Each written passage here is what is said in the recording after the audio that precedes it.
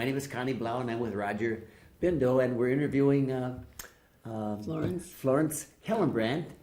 We're with the Waunakee Historical Society, and we want to find out the exciting things about your life and what you know about Waunakee and where it all began. So let's start with the fact, what year were you born, and who were your parents?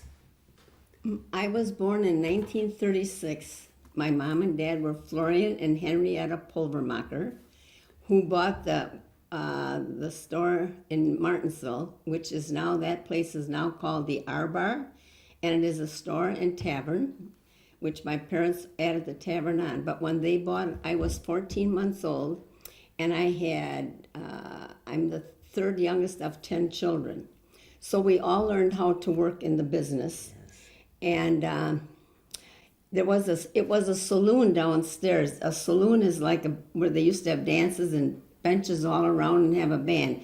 That was empty. But that wasn't going when my parents bought this. So eventually they started the Pulvermacher Locker plant. Mm-hmm. And so then they built a place to do the butchering, and they had a track going from that building down to that basement. And in there was the fast freezers, and they had, my brothers, a lot of them cut the meat and wrapped it and had lockers there. And people didn't have home lockers yet at that time too much, so they'd come and get meat, And then my parents eventually bought the locker plant and the lockers in Cross Plains also. So then we took meat, we did all the processing in Martinsville, but we took all the meat down to those lockers. So I often took meat down there, and once I knew how to drive, most Saturdays I took the truck and went to Sauk City to the BZ market, Brilliant Xander BZ market, and bought all our meat for our store and the cheese for the week, kind of, sure. Okay? And I did that almost every weekend. No kidding. And so I lived at home until I got married. But my mother had a bad heart attack when I was in high school, maybe about a senior.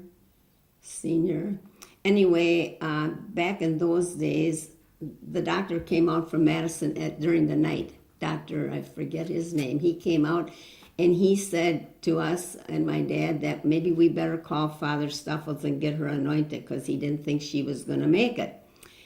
And that was before we had ambulances. So Hank Rip from Waunakee came and took my mom to the hospital in his car, his station wagon.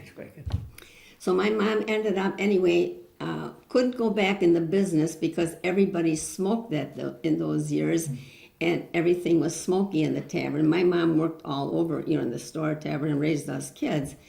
And so my dad built this 2-story house on some of our land right next door to the R Bar. And my mom and dad, my brothers were living in there, one downstairs and one upstairs with their wives. And one moved, and then my mom and dad moved downstairs, and my youngest sister Ann moved with my parents. But George and Marilyn and I stayed over at, I always call it the store and tavern. We had about 5 bedrooms upstairs. So I lived there until I got married.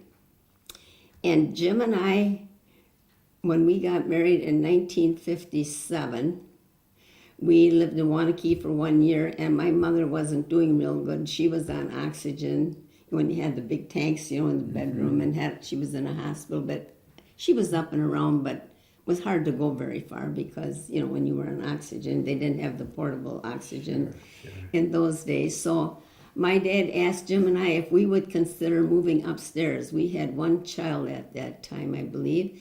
And Jim said, of course we would, he said. So I kind of helped take care of my mom. I mean, I did the laundry downstairs, and she did some cooking, and my dad was really good. But anyway, I kind of helped with that. And then by the time we left, we had, I think, 4 kids, and we in 2 bedrooms, and we did just fine. Today, everybody needs a separate bedroom, right? Yeah. Then we moved to Waunakee anyway in 1962. We built a house on 6th Street because our oldest son was going to go to kindergarten, and Martinsville didn't have kindergarten. And so we wanted him to kind of be able to go to school. So I'll share this with you. So Jim would go over to the bar once in a while at night, and have a drink, and he ran into Leonard Keene, who I knew, but he really didn't, as they talked. Leonard Jim said, I think we're going to be building a house in Waunakee.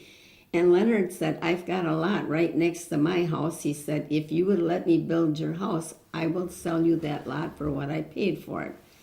So Jim came home and he tells me what was going on. And I say to him, we don't have any money to build a house. And he says, well, we got our lot paid for. When we get that paid for, we'll build a house. So that's what happened. So we built a house. And when we got married, Jim was working at Capital Water Softening in Madison, and nice guy to work for.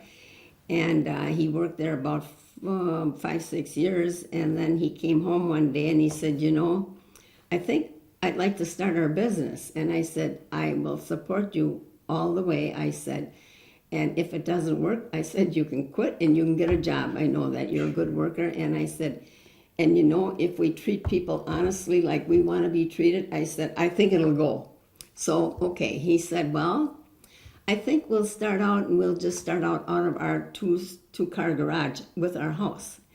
And I said, no, we weren't going to do that because my neighbors, we were the youngest family on 6th Street. The rest of them there were a lot of kids, but they were older and the parents were older. So, and I'd hear, when we'd be outside talking, everybody talked in those days, you'd be outside at the wash line, wherever you talked to your neighbors. Sure. And I would hear them say, we're always so afraid when Jerry Dahman had his plumbing business, and he said, he lived around the corner. And they said, we're always so fearful when they come with that big truck and they unload bathtubs and toilets and stuff that one of our kids are going to get run over. And I said, Jim, so we don't want to start here in our house, I said. So we jumped in the car and we drove down Main Street in Waunakee.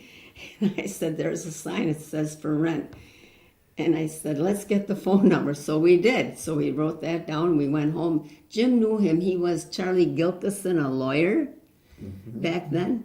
I didn't know him. And we called him. So he said, yeah. He said, you want to come out and talk to us? And we said, yeah. So we went out and talked to him. And seemed like we went and looked at it. We seemed like the price was okay. It was big. It's where the Moppets is now. So we went down there and started out. Now, my Paul was 6 years old at the time when we started our business, actually. Yeah, he was. Anyway, I took him along when I got 4 other kids off to school in the morning, and I'd say to Jim, you have to be back when school's out, so I'm home when those kids come in the door. And he usually was.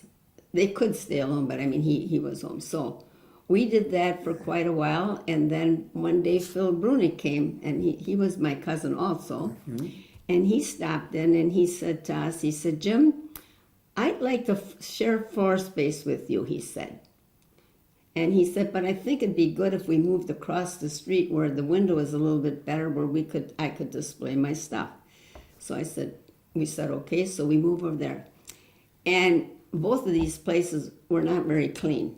And boy, Florence worked like heck to get everything clean. I mean, I scrubbed walls and floors and waxed. Anyway, so we're over there and that's going okay. And then we had stuff out on the Hillenbrand farm also. We were growing and we needed to buy in quantity.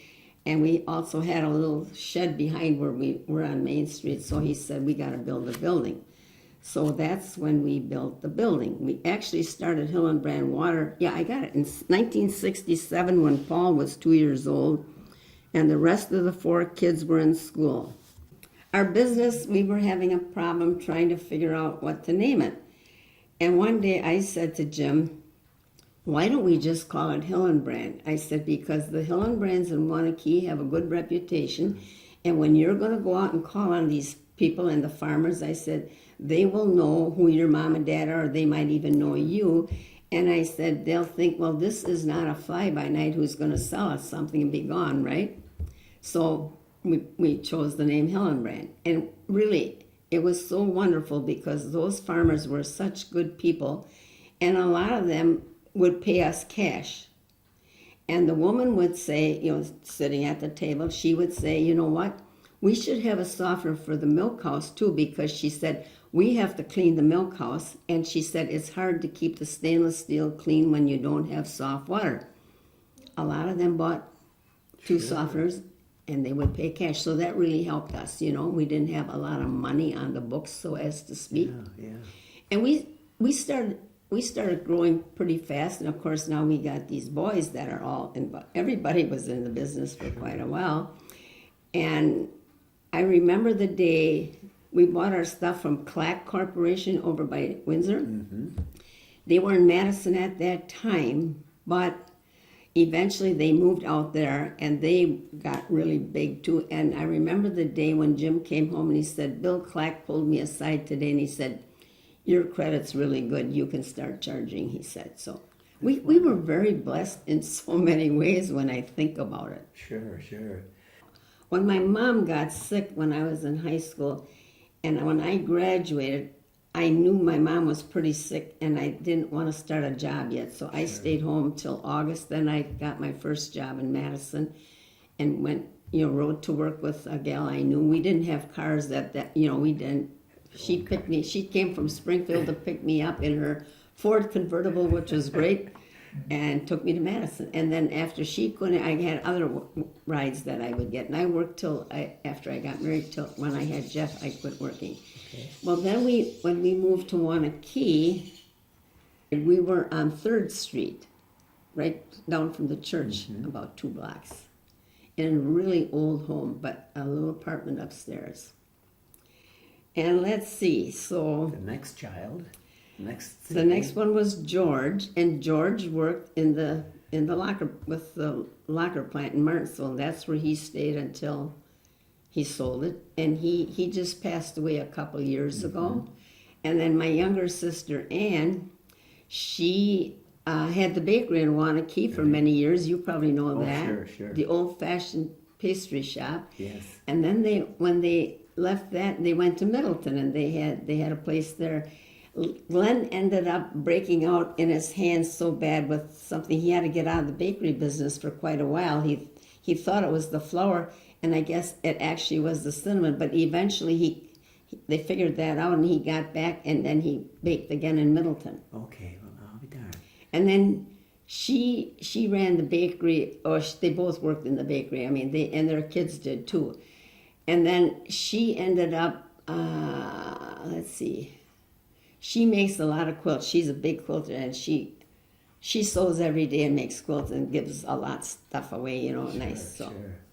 Tell me about your first memory of your life. Everyone remembers their first memory. I know mine was I was 5 years old, but what is your very first memory that you could think of?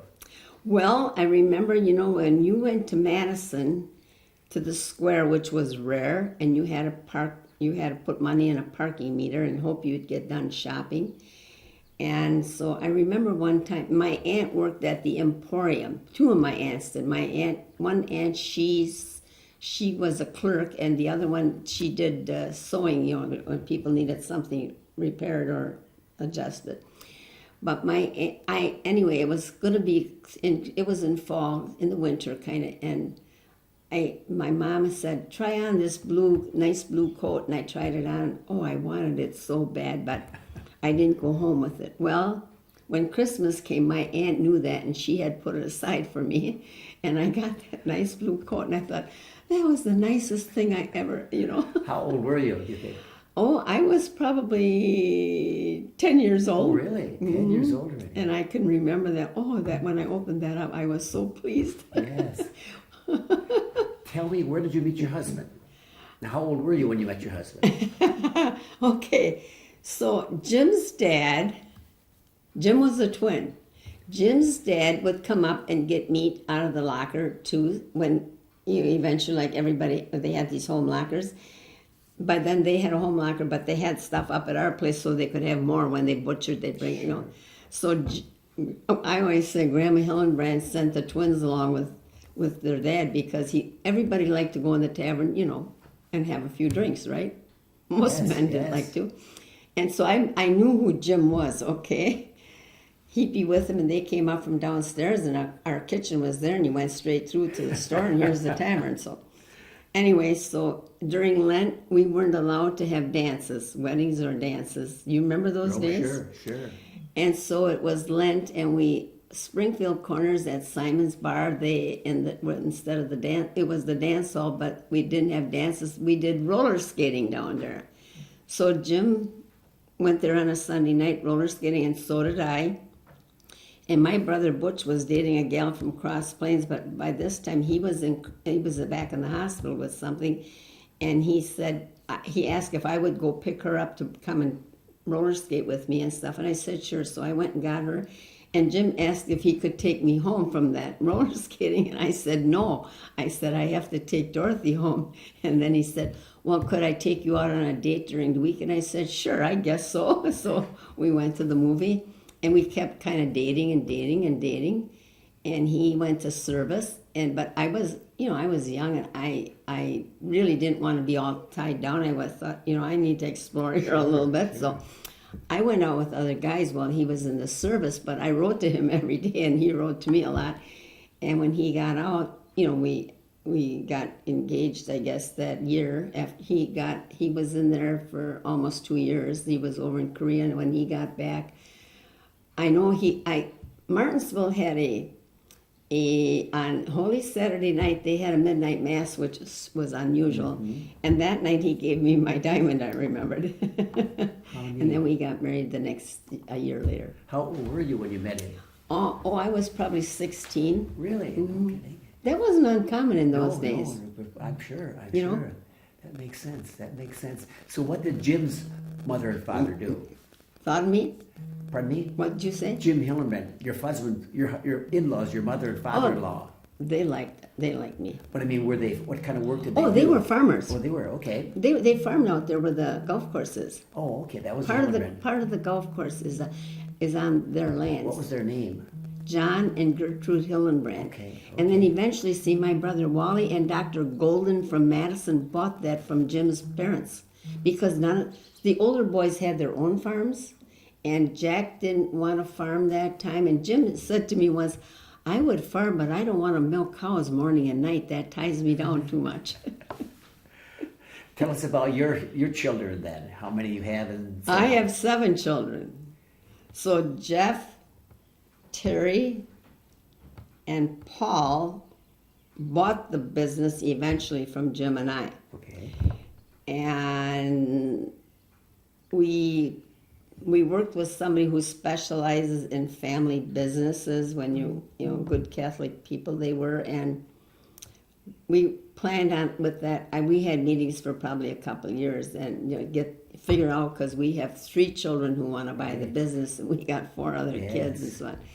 So I think we did a pretty good job. Everybody seemed to be happy, so that was nice, and everybody got along then, and they still get along. So I count my blessings every day for that. That is great. Tell us about when you were young, celebrations in Waunakee, that everybody go to dances and so on and so forth. Any celebrations that you remember in town? Well, yeah, you went to weddings and you went to the dance. You went to the dance if you weren't invited to the wedding. My God, when we got married on the day before Ash Wednesday. What year was that? 57. Okay.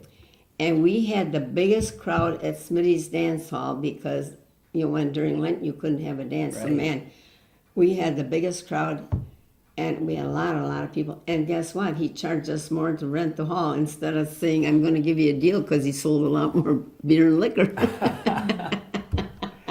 How neat. So any other memories of when you were younger here in the Waunakee area?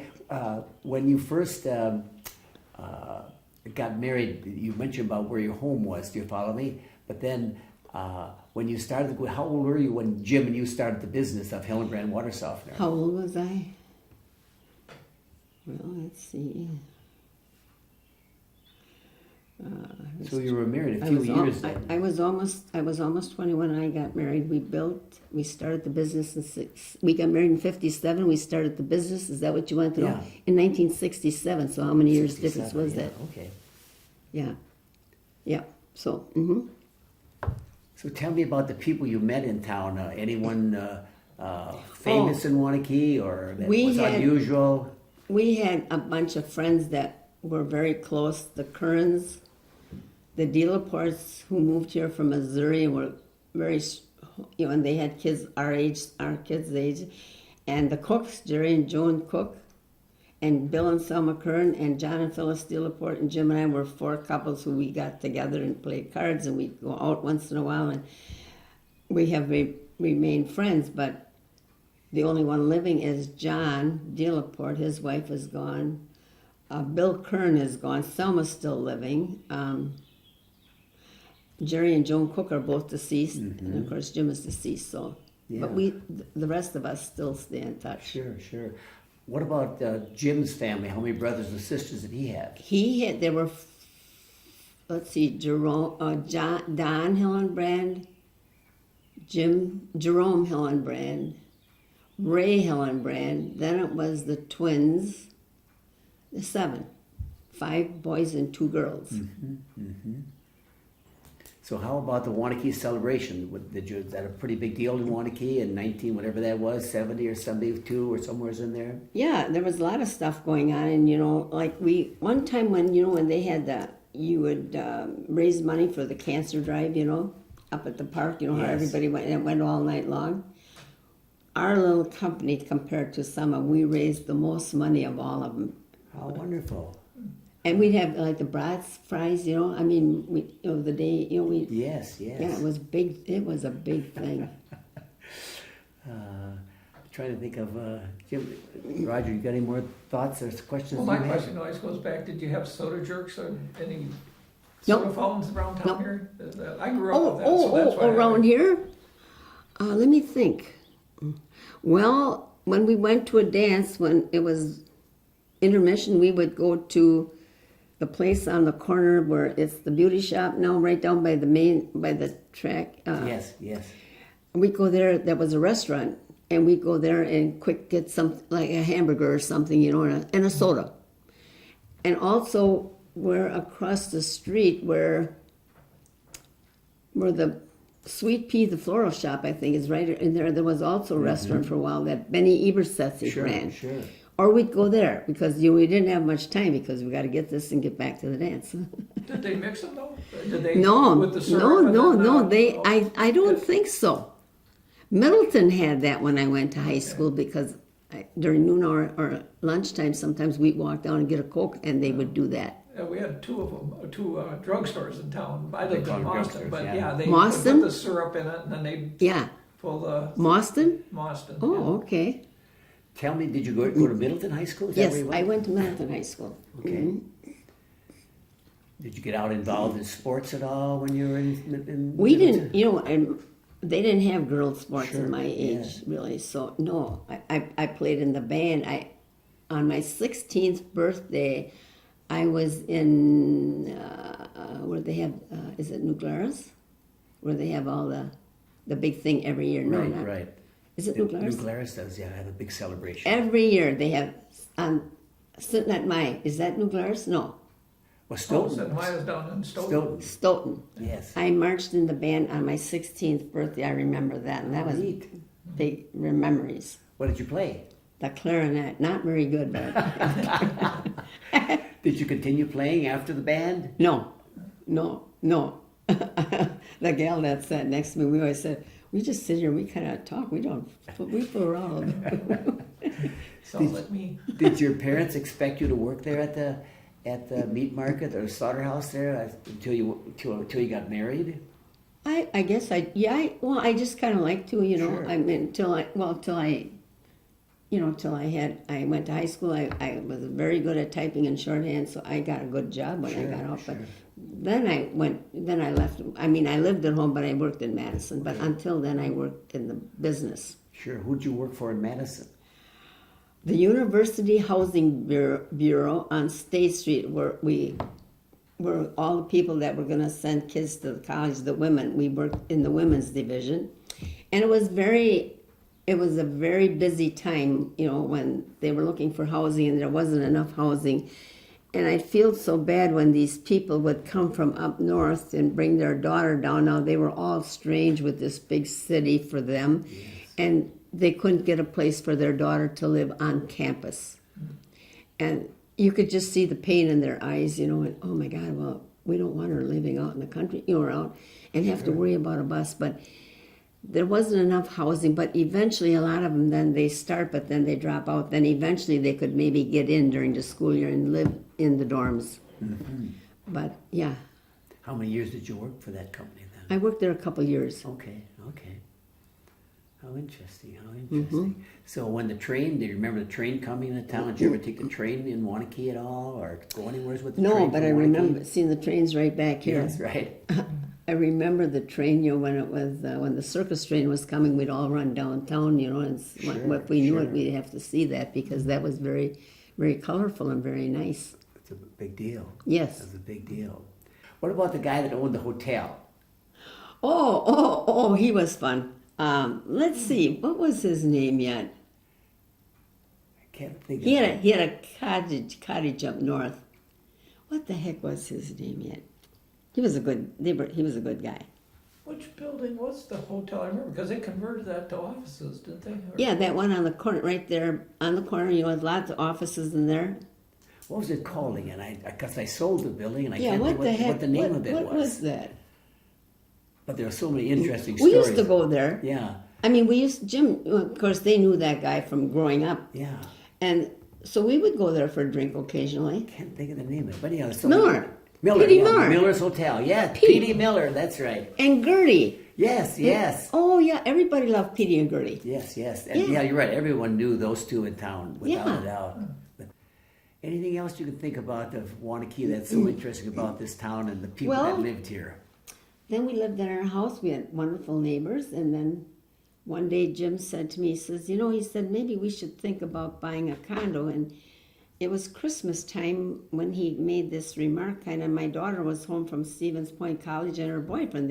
He was at our house too. And Jim stopped at the house and he said, "Get in the car." So we all got in the van and we went downtown to the other condos over here. The Right. other ones. And so we go in this, he's going to drop off the softener, and we go in there, and they're oohing and eyeing. Oh, this is so nice. And I'm thinking, God, I don't like this at all. You went downstairs a little bit, and you turned, and it wasn't an open stairway, and I just didn't like it. So, well, how'd you like it, Mom? I didn't like it. Why would I want to leave my house on 6th Street that I like and go to something I don't like when I don't have to? I said, let's drop that. I said, no, that's not going to work. So that was okay.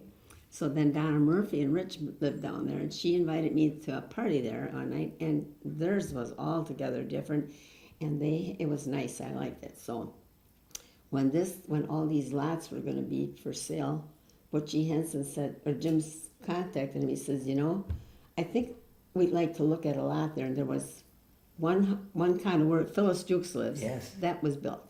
So we come down here in the wintertime, and the snow is about this high, and we're tramping through the snow, and those two guys are ahead of me, and I'm like, I'm coming, but I got a hard time keeping up. So we're looking at lots. And then Butch says, I'm going to let you two decide. I'm going to walk away, and if you're interested, you figure out which one you like. So we didn't know much about lots. There's all these trees, they all almost look the same. So we kind of had two we were thinking, then we thought, oh, let's take this one. Butch said, I would take one of these two myself, so we're going to buy this lot, right? And we signed the papers, and the next day we leave to go to Arizona. And I thought, what the heck did we do? What did we do that for? And Jim said, well, he said, Florence, we can build that condo, and if we don't like it, we don't have to stay there. And I said, I guess you're right. So started building the condo, and we got in on that. So we picked out everything we wanted. We upgraded some things, and and it was fine. I still thought it was going to be small, but my girlfriend was here from Washington, and she said, man, this is going to be a nice big condo. Well, we had 7 kids, and they were all, a lot of them were married, but they were coming home all the time, and it was great. Sure. Downstairs is all finished. We put a fireplace down there, a little kitchen like we had in our other house, so that when you wanted to eat and have, we didn't have a stove, but we had a microwave, a refrigerator and stuff. We didn't have to drag everything from up down. It was great. And that worked. That was really fun. And then when Jim was still living, and then we bought a place in Arizona, and then we wanted to go for 3 months. And he'd like to leave shortly after Christmas. And I said to him one day, Jim, I said, I can't leave a few days after Christmas because I want everything put away. And I said, it's a lot of work, and get ready to go to Arizona. And then I said, you know what I'm going to do? I'm going to send out an email to all my kids and say, we still want to have you all at Christmas time, but not right at Christmas Eve like we used to do. I said, how about if we do that earlier, or if somebody else wants to have it? And a couple of them said they were going to have it. And from that time on, I didn't have it anymore. So that was okay. Sure.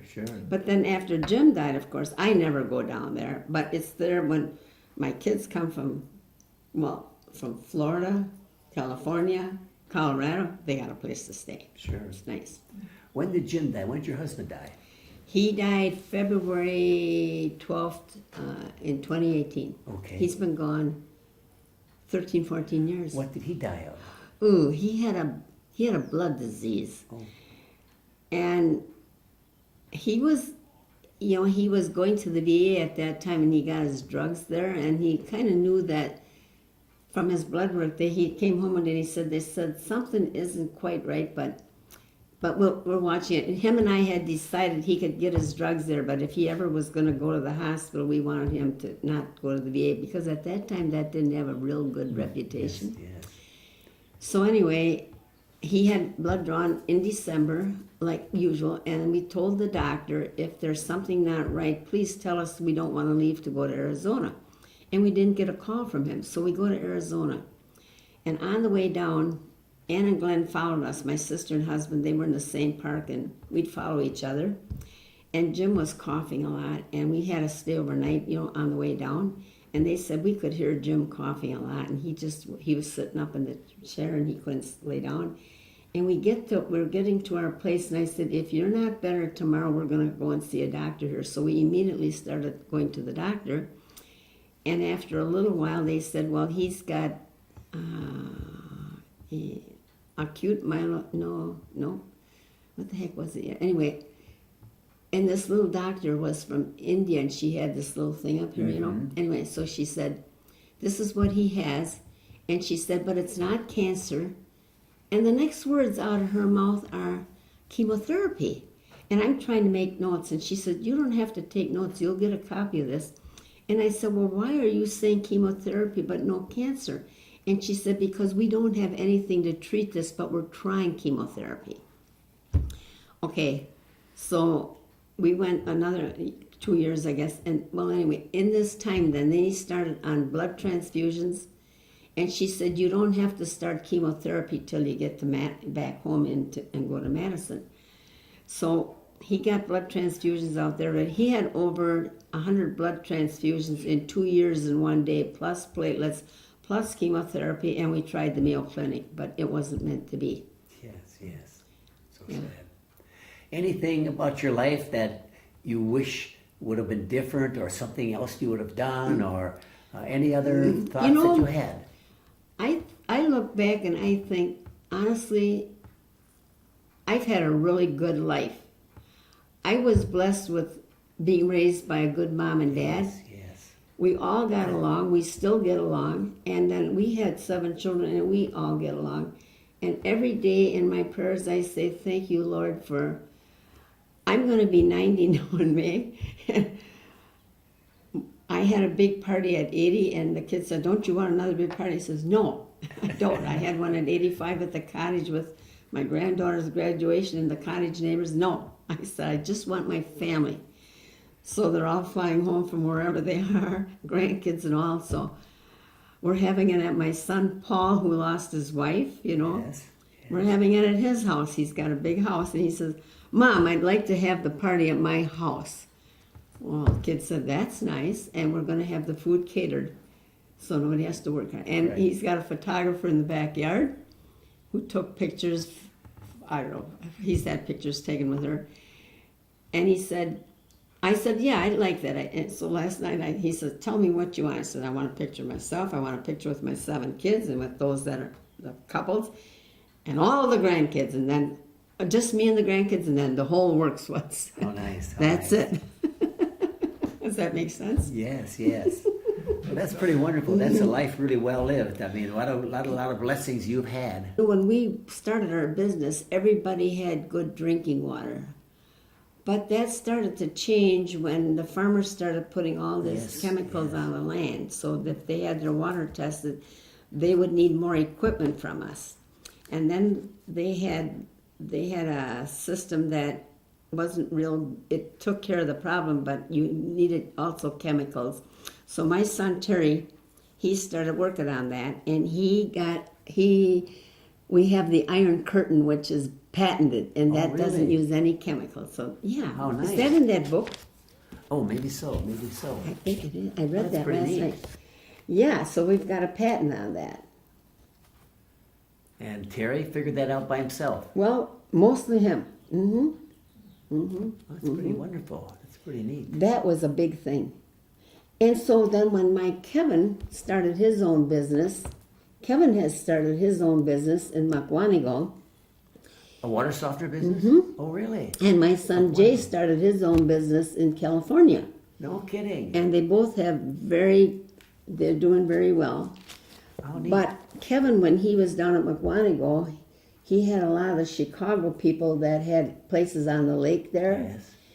And they couldn't use the dishwasher and they couldn't use the clothes washer, and because they had all this iron in the water, it was all red. So Kevin sold a lot of iron curtains and water equipment to them. You know. How wonderful. Yeah. Yes. Very neat. Yeah. Very neat. I'm trying to think here. No, I didn't know that the other boys had their own business in their own areas, which is great. Yes. Yeah. I mean, they worked on this iron curtain for some time, you know. But yeah. Oh, and then we built that second building up there, you know, where Yeah, right. also. Yeah, Very we interesting. Very we interesting. we knew how to work hard. I bet. That's so important. And I guess, so and the important. other thing is, I think, you know, back in those days, you didn't spend money that you didn't have, right? Correct. You kind of, you know. Very much so. Very much so. Yeah, I read that last night, I think, or the night before. And I always just worked part-time because I had the kids, you know. Yes. But, we also sold washers and dryers and KitchenAid dishwashers At Hillenbrand Water Softener? because we had a lot of mouths to feed. and we had to make sure we could do that. And I love that. I love selling, or when they came in, I just loved it. I just loved it. How nice. You know, that was easy to, because then I had a washer and dryer, but then we sold Speed Queen washer and dryers, which were really good. Sure. So I had to put one in my house so I could say, you Show know. people, yes.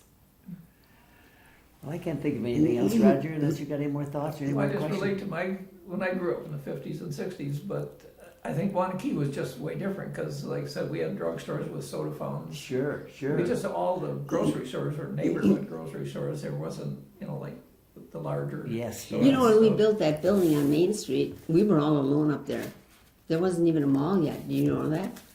Correct, I know. I mean, we were all alone. And then when we moved to the industrial park, I thought we were out in the country because there wasn't. Yes, I guess yes. we were about the second ones down there. And it's Who like owned that land that you bought up here? Who'd you buy it from? Bob Whipperfirth Okay. and Ed Endries? Ed Endress and Bud Zander Zed, yeah. and somebody else. Yeah, we bought it from them. Sure. So Yeah, what did that you was have out of for town. grocery- Huh? What did you have for grocery stores in, say, the 50s, 60s? Here? Yeah. We were there had just- Miller's store and Rosenberg's across the road Yeah. on Main Street, across the What's street. Miller's? No. Pardon me? Where the Ooh La La is. Ooh La La. Ooh La La, that they sell clothing there. Remax used to be there years ago. Oh, Our okay. Remax office. So they're just right across the street. Right from across each the street other. from each Well, other. they were at that time. Yeah. There's nobody. No. There actually, where Rosenberg's was at one time, there was a clothing store for a while. Yes. Yeah. Right. Yeah, they were competitors right across the street. Yeah, and you know what? And everybody, we did fine. And then somebody said, "Well, we don't need a second grocery store." And now we really did. Yeah. And we still should have had a bigger. Bigger one, yes. Mm-hmm. I Yeah, think, without a doubt. but a lot of people stop, and on their way home, or they go to these other places. Sure, sure. But I think if you run a really good story, Yes. don't you agree on Oh that? my goodness, yes, without a doubt, without a doubt. Yeah.